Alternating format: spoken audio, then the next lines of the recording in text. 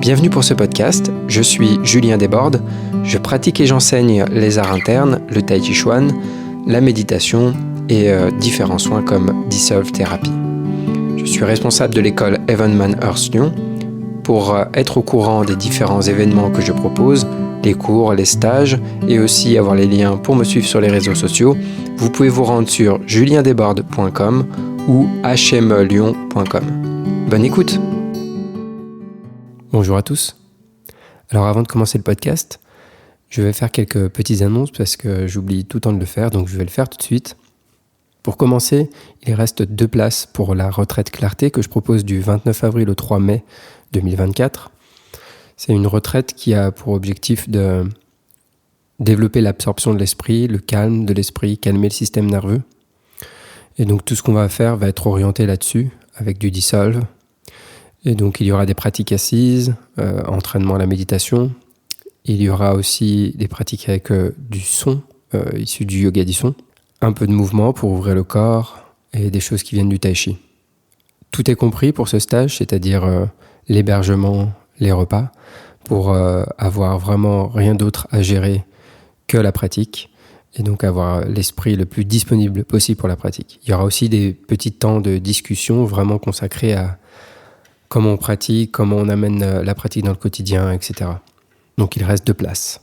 Ensuite, je propose tout le mois de juillet des stages d'été, du 1er juillet au 2 août, donc ça doit faire 5 semaines, donc chaque semaine est un nouveau stage, et on peut participer plusieurs semaines bien sûr. Il y a un tarif qui est dégressif, le plus on prend de semaines, donc c'est possible de rester sur place, donc c'est dans ma salle de pratique, au calme, donc pareil, un lieu vraiment très approprié pour pratiquer, et avec 4 personnes maximum sur chaque stage, donc c'est plutôt des stages intensifs pour le tai chi. Donc toutes les informations, en tout cas sur mes stages, vous les retrouvez sur le site hmelyon.com dans la page stage. Ensuite aussi, autre petite note, c'est que je m'occupe de faire les sous-titres pour le cours en ligne d'Adam Missner, pour le cours en ligne donc Discover Tai Chi, donc vous pouvez aller sur discovertaichi.com. Le premier mois est gratuit, donc vous pouvez même vous inscrire juste pour avoir les premières vidéos, c'est gratuit. Et ensuite, vous pouvez avoir un abonnement mensuel ou annuel et l'arrêter quand vous voulez. Vous aurez toujours accès à vos vidéos. Donc, si vous prenez le premier mois gratuit, même si vous l'arrêtez, vous aurez toujours accès aux vidéos du premier mois. Et donc, je m'occupe de faire les sous-titres. Et pour les personnes qui suivent déjà le cours en ligne, on a rajouté pas mal de sous-titrage là, jusqu'à la semaine numéro 100. Et j'ai décidé de vraiment mettre un accélérateur sur la production de sous-titres. Donc, toute la sphère de la Terre, donc les 5 premières années, devrait être en ligne au niveau du sous-titrage d'ici 6 mois, je pense d'ici l'automne. Voilà pour les annonces, donc je vais démarrer le podcast. Donc je voulais parler de 2 choses. Donc, brièvement, je vais faire un petit retour sur le workshop qui vient de se dérouler à Lyon avec Gabriel Missner. Et dans un deuxième temps, j'aimerais parler de la relation professeur-élève, de cette dynamique, et aussi de l'aspect du caractère. Donc, par rapport au workshop, c'était vraiment un super moment. Tout le monde a été très content. J'ai eu que des retours très positifs, autant au niveau de la qualité pédagogique de l'enseignement de Gabriel, qui est vraiment très clair. Donc c'était précis, très profond. Et d'un autre côté, ses compétences, ses qualités. Donc moi j'ai eu la chance en plus de l'héberger, donc d'avoir un peu pratiqué avec lui. Il m'a corrigé et c'était génial quoi, parce que chaque fois que j'ai des corrections de quelqu'un de plus avancé, et donc et notamment de quelqu'un qui offre de belles corrections comme ça, c'est génial quoi. Pour moi ça fait gagner des années d'entraînement quoi, des mois, des années parfois, parce qu'on peut rester longtemps avec des erreurs ou des incompréhensions. Alors ce qui est rigolo, j'ai fait un podcast que vous pouvez écouter qui s'appelle Toujours Plus, qui parle de ça. Ce qui est rigolo, c'est que quand j'ai des corrections, quasiment systématiquement, en fait c'est juste de faire plus ce que je croyais déjà faire beaucoup mais que je faisais pas encore assez. Donc tous les paramètres qu'on est censé faire, les conditions qu'on est censé maintenir, l'organisation du corps qu'on est censé mettre en place, etc. Et bien c'est toujours aller un peu plus et souvent le faire bien plus que ce qu'on croit. Et là, il m'a amené beaucoup plus loin sur un des paramètres que j'avais pas réalisé à quel point il fallait le faire, vraiment, ce paramètre. C'est-à-dire que je le faisais pour moi, mais vraiment loin, c'était loin d'être assez. Et après, il y a aussi le fait que on se fait corriger, on s'entraîne et le corps il change. Et donc il a la capacité à le faire plus, ce paramètre, au niveau corporel, je veux dire. Et donc si je parle par exemple d'ouvrir le dos, ouvrir Yao, si je m'entraîne, mon dos il va changer, donc il va avoir la capacité de plus s'ouvrir. Donc quand je vais avoir des corrections plus tard, eh bien je vais avoir la possibilité d'aller plus loin parce que mon corps s'est transformé. Mais des fois le corps il se transforme, mais on ne s'en rend pas compte vraiment, et du coup on se rend pas compte qu'on peut aller plus loin en fait. Donc voilà, c'est important d'avoir des corrections directes régulièrement parce que ça nous fait vraiment gagner beaucoup de temps. Ça nous amène au deuxième sujet justement. Donc là, Gabriel, en plus de ses corrections, j'ai pu sentir ses compétences, son jean, etc. et la plénitude qu'il a développée dans son corps, son peng, etc. Et vraiment, c'était impressionnant de voir cette compétence qui est développée après 10 ans de pratique. Ça fait que 10 ans. À l'échelle du tai chi, c'est pas grand-chose, 10 ans. Et il n'a que 30 ans. Et donc, pour avoir côtoyé, touché, eu des contacts avec des personnes vraiment très expérimentées en tai chi, et d'autres maîtres aussi, d'autres écoles, je peux garantir que le niveau qu'il a après 10 ans de tai chi est bien supérieur à toutes les autres personnes en fait, avec qui j'ai pu avoir un contact. Donc c'est vraiment très impressionnant. Ça donne encore plus la foi dans la méthode, dans cet entraînement-là. Ça donne envie et ça motive. Et donc ça, c'est aussi quelque chose que j'ai eu comme retour de la part de certains élèves qui étaient au workshop avec lui. C'est qu'ils ont été très inspirés, ça leur a donné envie de pratiquer plus. Ouais, et pour moi, c'est aussi un des rôles d'un enseignant, c'est d'inspirer, de donner envie de pratiquer. Comme ces podcasts que je fais, leur seule utilité, c'est de donner envie de pratiquer. Comme la seule utilité pour moi d'un livre ou quoi, ce serait de donner envie de pratiquer. Il faut juste s'assurer que le contenu qu'on écoute ou qu'on regarde ou quoi ne crée pas plus de confusion. C'est pour ça que moi, personnellement, je n'écoute que du contenu de mon école. J'ai avant lu tout ce que je pouvais sur le tai chi, tous les bouquins que je pouvais trouver sur le tai chi. Je regardais tout ce que je pouvais. Voilà, j'ai eu un peu cette phase-là. Mais maintenant que je suis dans cette école, le fait de regarder d'autres choses peut créer des confusions dans l'esprit sur la manière de faire. Et donc, après avoir tout regardé, ça m'a permis de faire mon choix de manière éclairée sur qu'est-ce que j'ai envie d'apprendre et avec qui.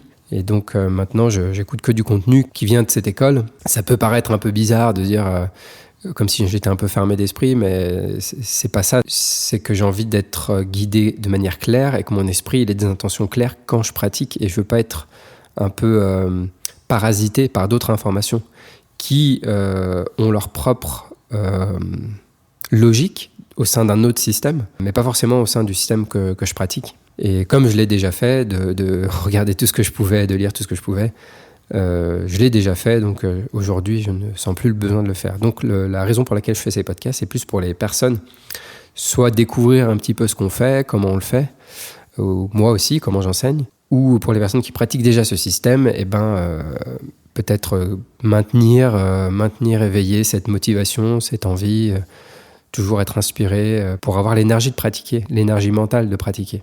L'entraînement qu'on fait, je l'ai déjà dit à plusieurs reprises, il n'est pas facile, donc il faut avoir l'énergie mentale, il faut avoir envie de pratiquer et de s'entraîner vraiment, quoi. Après, de plus on sent les bénéfices, le plus naturellement on a envie de s'entraîner.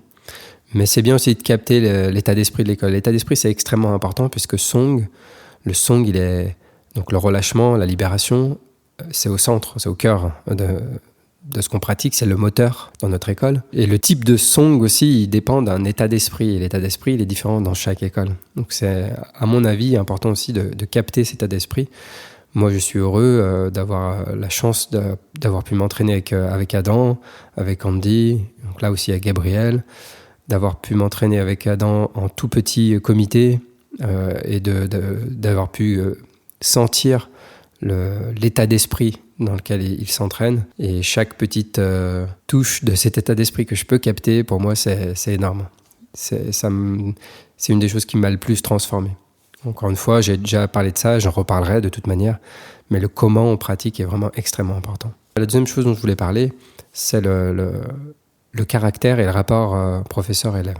Donc bien sûr, dans un cours, si je prends un cours classique hebdomadaire, on va avoir différents profils de personnes, des personnes qui vont être là un peu comme ça, juste pour faire leur petite heure et demie de tai chi, etc. Sachant que dans notre école, pour moi, les cours que je donne, ça va filtrer un petit peu ce type de personnes parce que l'entraînement, encore une fois, est assez difficile. Il est assez demandeur et du coup, venir juste comme ça, un petit peu en touriste, je dirais, ça va un petit peu décourager assez rapidement. Mais disons, voilà, au niveau de la motivation et de l'implication, on va avoir un premier niveau d'élève qui vient et qui fait son cours. Après, si l'état d'esprit plaît à cette personne, on s'entend bien, le cours est sympa, le groupe est sympa, eh bien, elles vont venir, même si elles ne pratiquent pas chez elles, etc. Et voilà, elles vont progresser à leur propre vitesse et il n'y a aucun souci. Après, il y a des personnes un peu plus impliquées, c'est-à-dire qui vont peut-être pratiquer un petit peu chez elles de temps en temps. Et puis après, des personnes un peu plus impliquées encore. Voilà, il y a plein de niveaux d'implication et d'investissement. Et puis il y a des personnes vraiment à fond. Là, c'est rare, c'est très rare. Des personnes qui ont vraiment, j'allais dire ça dans le sang, je sais pas si c'est la bonne expression, mais quand moi j'ai commencé, par exemple, j'ai commencé le tai chi, je sais pas, il y avait un appel. Donc quand j'ai commencé, j'avais déjà commencé à m'entraîner avant à faire des trucs parce qu'un ami m'avait donné 2-3 petits trucs à faire. Mais quand j'ai commencé mes cours, moi j'y allais 2 fois par semaine, je faisais tous les cours possibles. Je rentrais chez moi, après le cours, je refaisais tout de suite ce qu'on avait fait en cours. Tous les matins, je me levais, je m'entraînais, je sais pas combien de temps. Enfin bref, ça a tout de suite été à fond, quoi. Et j'ai jamais rien pratiqué autant à fond que ça. Et voilà, après, dans mes élèves, ou dans nos élèves en général, trouver des personnes qui ont ce niveau d'investissement, d'implication, etc., c'est quand même assez rare. Cela dit, quand on est élève et qu'on a envie d'apprendre, il y a quelque chose dans le caractère à observer. C'est-à-dire que moi, en tant qu'enseignant, je suis assez disponible, je suis assez proche, assez familier, je dirais. Peut-être que parfois, je me demande si je ne devrais pas prendre un peu de distance, mais je n'intellectualise pas trop la chose, en fait, c'est juste ma manière d'être. Je suis comme ça. Mais du coup, les limites ne sont pas toujours claires pour tout le monde. Alors, c'est très rare, en général, j'ai aucun souci, hein, tout se passe bien. Mais il arrive que certains élèves, parfois, ne se rendent pas compte de leur propre attitude et de leur propre comportement lié à leur caractère. Et que, en fait, c'est important. Important si on veut aller plus loin. Si je veux que mon enseignant m'enseigne, c'est-à-dire qu'il me donne plus de corrections, qu'il s'intéresse un peu plus à ma pratique, etc., eh bien, il va falloir que j'ai un caractère qui lui donne envie de me corriger. Je me rappelle l'année où j'ai été affilié à HME, Adam avait dit quelque chose comme le caractère en premier, les compétences en deuxième. Dans le sens où les compétences, ça se développe. Et notamment, si on a le caractère adéquat, les compétences vont se développer. Il suffit de s'entraîner correctement et on va développer. Avec une bonne méthode, un bon enseignement et le temps et l'investissement, les compétences vont se développer. Le caractère, ça se transforme bien sûr, mais c'est plus difficile et il faut avoir conscience de son caractère pour travailler dessus, etc. C'est plus délicat. Si on a un bon caractère du départ, c'est déjà beaucoup plus facile. Donc on va choisir les personnes plus en fonction de leur caractère. Par exemple, je peux avoir quelqu'un dans un cours qui se débrouille très bien, mais qui n'a pas un caractère qui me donne envie de le corriger. Donc bien sûr, on peut parler de plein de choses, hein, la sympathie, tout simplement, de manière très basique. Les personnes qui remettent tout en question tout le temps. Enfin voilà, il y a des types de caractères, bien sûr, qui vont pas qui vont pas nous donner envie de leur enseigner plus ou de les corriger plus, etc. Tout simplement de passer plus de temps avec eux. Il y a une histoire de proximité, il y a des personnes, on n'a pas envie d'être proche d'eux. Je parle au-delà des affinités qui peuvent se faire ou pas entre des personnes. Ça, les affinités, il y a plein de paramètres à prendre en compte. Mais juste sur l'aspect déjà de l'enseignement et de l'apprentissage. Il y a autre chose aussi, par exemple, quelqu'un à qui on va faire une correction 1 fois, 2 fois, 3 fois, 15 fois, 10 fois, pendant 1 an, tous les jours, lui corriger la même chose, et cette personne n'y prête pas attention. Au bout d'un moment, on va plus avoir envie de lui corriger. Tout simplement parce que juste, elle ne met pas elle prend pas les corrections à cœur. Et en plus de ça aussi, parce que on se dit que ça sert à rien, parce que du coup... Alors ça fait partie du boulot de l'enseignant, hein, de répéter, c'est normal, et je pense que si on n'accepte pas ça, il faut changer de métier, il faut accepter la répétition, beaucoup, c'est normal, mais encore une fois, il y a toujours une limite à tout, il y a toujours un équilibre à tout. Et donc, c'est aussi un dosage en fonction de chaque personne. Donc, moi, j'ai une attention particulière à chaque personne, au caractère de chaque personne. Et j'essaye de doser, et donc ce ne sera jamais parfait. Le dosage, il est subjectif. Et voilà, il n'y a pas un dosage parfait, c'est aussi en fonction de moi. Et j'essaie de doser parce que, voilà, si je fais beaucoup de corrections à quelqu'un et que cette personne, je vois qu'elle n'accorde aucune attention à la correction que je viens de lui donner, c'est-à-dire je lui corrige quelque chose et une seconde après, elle est déjà plus en train de le faire, je vais lui redire. Et en fait, au bout de 3-4 fois, c'est toujours pas le cas, je vais arrêter, par exemple. Ça ne veut pas dire que je ne reviendrai pas, mais plus tard, à un autre moment. Et ça va dépendre aussi du comportement de la personne. Ça dépend de comment c'est fait. Si je vois que c'est vraiment... Bon, qu'elle essaye du mieux qu'elle peut, mais que c'est compliqué pour cette personne, c'est pas grave, on y reviendra, il n'y a pas de souci. Mais des fois, je vois qu'il y a un peu de mauvaise volonté ou des choses comme ça. Donc là, quand c'est ça, moi, j'insiste pas clairement. Autre chose aussi, c'est le fait de trouver des excuses sans cesse. Donc par exemple, je vais faire une correction et la personne trouve une excuse. Je vais prendre un exemple au hasard. C'est un exemple qui est assez facile à se représenter. Une personne, par exemple, qui ferme les yeux pendant un exercice et je lui dis d'ouvrir les yeux. Et j'insiste dessus 2-3 fois et elle continue de fermer les yeux. Donc je lui redis et cette personne me dit « oui mais ». Donc déjà, quand on commence par « oui mais », en général, ça démarre mal. Et « oui mais, j'y arrive mieux comme ça ».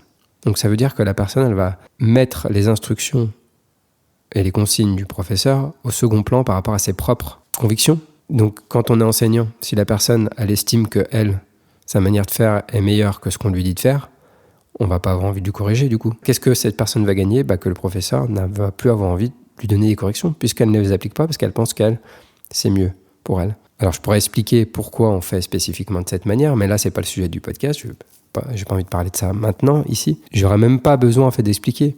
Personnellement, j'ai un type de caractère où j'aime pas qu'on me dise ce que je dois faire, en général dans la vie. C'est comme ça que je fonctionne. J'aime pas qu'on me dise ce que je dois faire. J'aime bien décider par moi-même, faire ce que j'ai envie, etc. Et ma vie a toujours été un peu guidée comme ça. C'est pour ça que je suis à mon compte depuis que j'ai 20 ans. Par contre, quand je choisis un enseignant, quand je choisis d'être enseigné par quelqu'un, je suis tout l'inverse. C'est-à-dire que je fais ce que la personne me dit de faire. J'ai toujours fonctionné comme ça. Du moment que j'ai choisi un enseignant, je fais ce qu'il me dit. Et si à un moment donné, j'ai plus envie de faire ce qu'il me dit, c'est là où j'arrête. Je vais choisir un autre enseignant. C'est quelque chose qui ne va pas. Donc j'ai pris pendant longtemps des cours de chant indien aussi, en plus du tai chi. Et donc mon professeur Arnaud, si tu m'écoutes, bonjour. Et je devrais faire un podcast avec lui bientôt. J'attends avec impatience ce moment. J'ai toujours fait ce qu'il me disait, en tout cas essayé au mieux de mes possibilités. J'ai toujours fait ce qu'il me disait, sans poser de questions, sans remettre en question ou quoi que ce soit. J'ai toujours eu confiance, même sans comprendre exactement pourquoi. En fait, du moment que j'ai confiance dans les compétences de la personne et dans sa capacité à transmettre, je lui donne ma confiance, donc je fais ce qu'elle me dit de faire, point. Et donc c'est pareil en tai chi. Donc moi, j'ai jamais trop posé de questions sur le pourquoi, le comment, etc. Quand on me dit fais que ça, comme ci, comme ça, je le fais. La chance avec l'enseignement d'Adam Missner pour le tai chi, c'est que c'est extrêmement clair, très précis. Donc il reste très peu de questions en fait. Il y a juste, des fois les instructions, si on les a mal comprises, je vais vous redemander, mais je ne veux pas dire ouais, mais non, mais moi je préfère comme ça parce que ça marche mieux comment moi je fais. Ça ne me viendrait même pas à l'esprit. Parfois, des personnes ont un type de caractère, ont un comportement avec moi où, bien sûr, je ne suis pas un maître, je ne suis pas si fou, je suis juste un enseignant, mais moi j'ai toujours considéré mes enseignants de la même manière. Et si je me comporte comme certains se comportent avec moi, des fois je me dis waouh, mais je me verrais tellement pas moi ce comportement avec un de mes enseignants, quoi. C'est sûr que ça donne pas envie d'enseigner plus avec ce type de choses. Donc par exemple, si un élève est toujours en train d'avoir des excuses, pareil, pour pas suivre les instructions, je ne parle pas de réelles raisons. J'ai une blessure à l'œil, du coup je peux pas ouvrir mon œil, par exemple. Je parle vraiment d'excuses. Et en fait, on est spécialiste pour trouver des excuses. Et j'entends souvent plein d'excuses pour ne pas suivre les instructions ou pour pas suivre les instructions, en tout cas pour se justifier de pourquoi on ne suit pas les instructions. Et à mon avis, ça, c'est une erreur. C'est une erreur de caractère, une erreur de comportement. Si on commence à s'observer et à se dire oui, ok, c'est vrai, je n'ai pas suivi les instructions, il faut que je m'emploie à le faire, et point, c'est fini, en fait. Moi, c'est arrivé que j'ai un comportement puéril. Par exemple, lors d'un stage, il m'a fait remarquer cette chose. J'ai fait, oui, c'est vrai. t'as raison, c'est un comportement enfantin. Et il m'avait pas dit ça, hein, c'est moi qui ai dit, mais ouais, t'as raison, ça c'est complètement enfantin. C'était une blague, c'était pas pertinent, disons, à ce moment-là, pour l'enseignement, bah voilà, et c'est fini. J'ai pas besoin de me trouver... En fait, le problème, c'est qu'on est mal à l'aise, et du coup, je pense que c'est la raison pour laquelle il va y avoir cette réponse face à un inconfort, de se justifier, parce qu'on n'arrive pas à gérer ce malaise, à accepter ce malaise. Et c'est au cœur de ce qu'on entraîne à HME, accepter l'inconfort, relâcher face à l'inconfort. Il y a un inconfort, ok.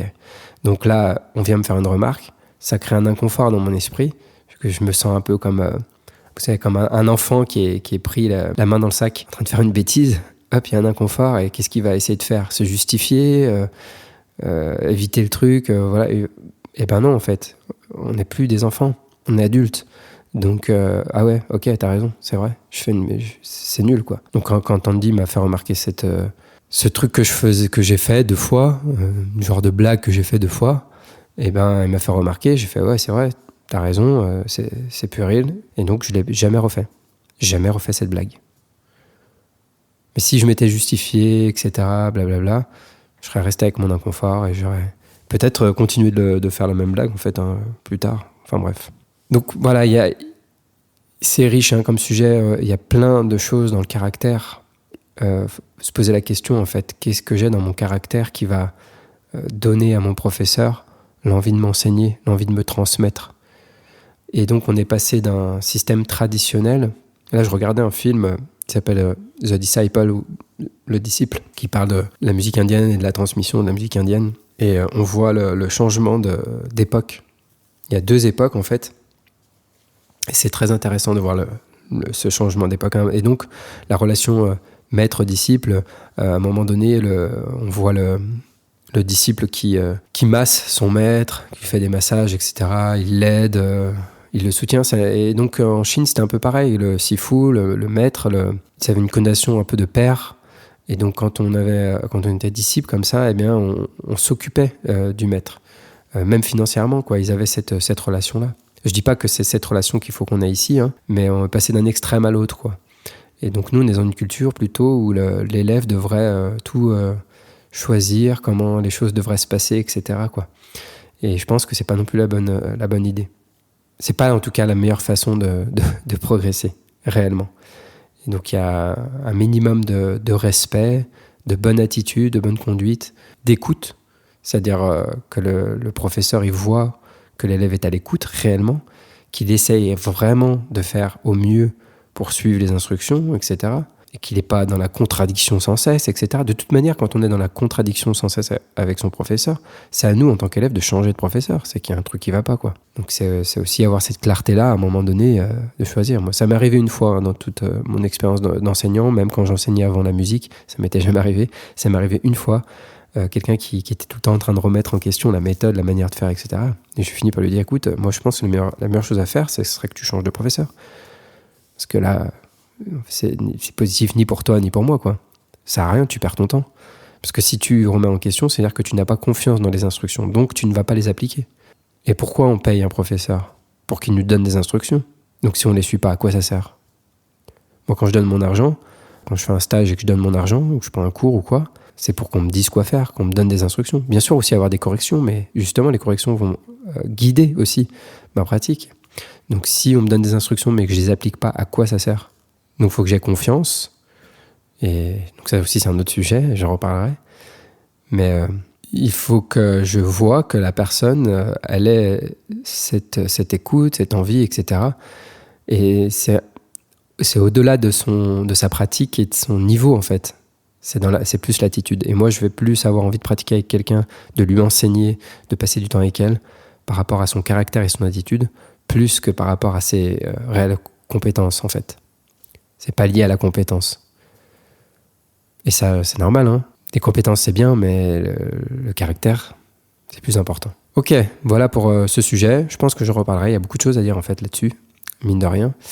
Peut-être dans des échanges, quand j'aurai des échanges avec d'autres personnes lors de prochains podcasts. Je vous souhaite à tous une très bonne pratique. N'hésitez pas à me contacter si vous avez des questions ou des remarques. Et je vous dis à très bientôt. Au revoir.